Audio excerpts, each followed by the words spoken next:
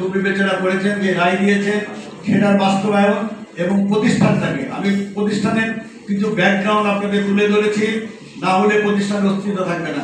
এরা প্রতিষ্ঠানকে বহুবার, এর আগে আমার পূর্বে বেগম খালেদা হাবিব ছিলেন, ওনার আমলেও এরকম মাঝে মাঝে করা হতো। উনি কোনো রকম পার করে গেলে, এরপরে যখন আমি আসার পরে আমি অত্যন্ত রিস্ক নিয়ে, আমি আমার জীবনের ঝুঁকি নিয়ে আমি এই প্রতিষ্ঠানকে রক্ষা কল্পে আমি মামলা লড়ে মহামান্য সুপ্রিম কোর্ট থেকে এই প্রতিষ্ঠানের পক্ষে রায় এনেছিলাম এবং জানো ফলশ্রুতিতে আমরা কনস্ট্রাকশন কাজ করতে পেরেছি। এটা টের পেয়ে আমি আর যাই না, আমি রাস্তা থেকে এসে তখন আমি যখন স্কুলের সামনে যাই তখন আমাকে পানির বোতল দিতে হবে। স্কুলের কর্মকাণ্ড চলছে, কনস্ট্রাকশন কাজ চলছে, 10তলা বিল্ডিং এর কাজ হচ্ছে, সেখানে ইট ভাঙা ছিল, ইটের দিয়ে আমাকে আঘাত করে এবং আমাকে ওই শিক্ষকেরা যারা বললাম এবং তাদের লেলিয়ে দেওয়া সন্ত্রাসী বাহিনী তারা আমাকে প্রাণনাশের হুমকি দিয়েছে।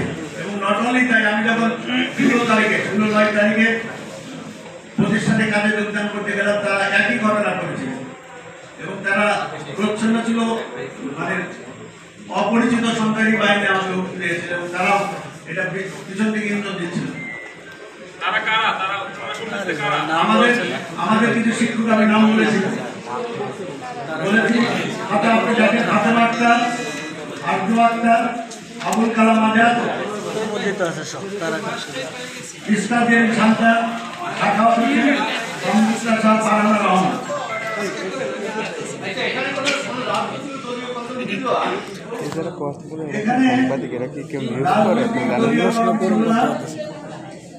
আপনারা জানেন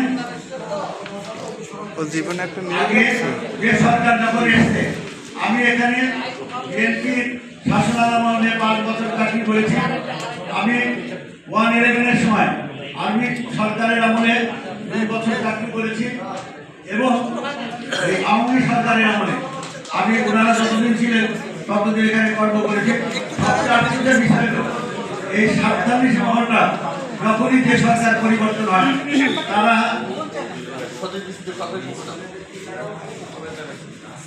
একটু সাইফার করে আমাদের জনসংখ্যা আপনারা যেতে বলেন। আচ্ছা, আমি একটু জানতে চাচ্ছি, শেষ করে নেই, ওনারাই রাজনৈতিক পরিচয়ে বা প্রশাসনিক পরিচয়ে ওনারাই সবসময় গভর্নিং বডির মেম্বার ছিলেন।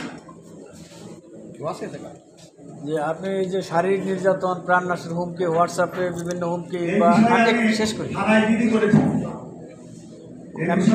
এমনি কোনো আইনি পদক্ষেপ শুধু থানায় জিডি করছেন? আমি থানায় জিডি করেছি, আমার তো স্পেসিফিক কোনো মামলা টামলা ওইভাবে আমি মামলা করিনি, আমি থানায় জিডি করেছি, জিডি করে রাখছি এবং অভিযোগ দিয়েছি, ওনারা মামলা দেয় নাই, আমি অভিযোগ দিয়েছি।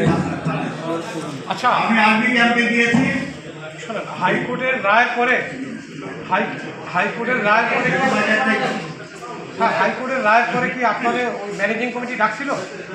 ম্যানেজিং কমিটি নাই, ম্যানেজিং কমিটি নাই, তাহলে তো ওখানে পদাধিকার মনে আছে কি হলো? থানা নির্বাহী ঢাকা শহরে কলেজগুলো গভর্নিং বডির জন্য বিভাগের কমিশনার মহোদয়কে দায়িত্ব দেওয়া হয়েছিল। থানা নির্বাহী কর্মকর্তা কি কোনো সিটি ইস্যু করছিল? থানা তো ঢাকায় নাই, ঢাকায় কমিটি হচ্ছে বিভাগের কমিশনারের ক্ষেত্রে। উনি আমাদের প্রথম বিভাগ ছিল এবং প্রথম মাসের বেতন, জুলাই মাসের বেতন আগস্ট মাসে, সেপ্টেম্বরে শেষের দিকে দেওয়া হয়েছিল।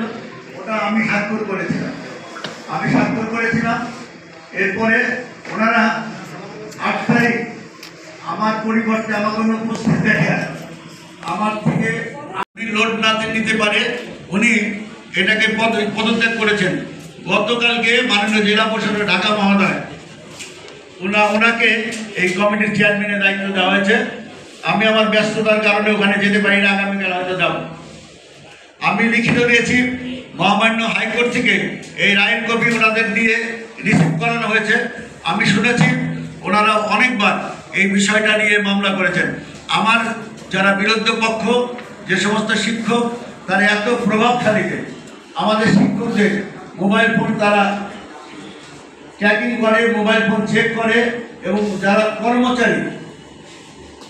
কর্মচারী তাদের মোবাইল ফোন সিজ করে তারা পরীক্ষা করে আমার সাথে কেউ কোনোভাবে যোগাযোগ করেন কিনা।